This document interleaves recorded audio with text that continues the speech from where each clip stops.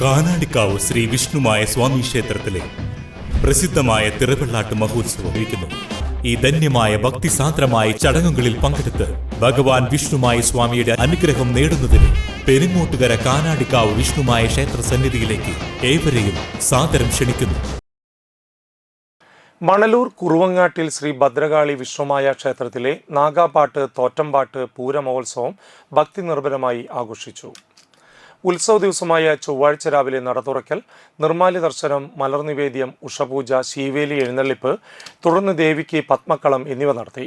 വൈകിട്ട് 3 ഗജവീരന്മാരുടെ അകമ്പടിയോടെയുള്ള പൂരം എഴുന്നള്ളിപ്പും ഉണ്ടായിരുന്നു.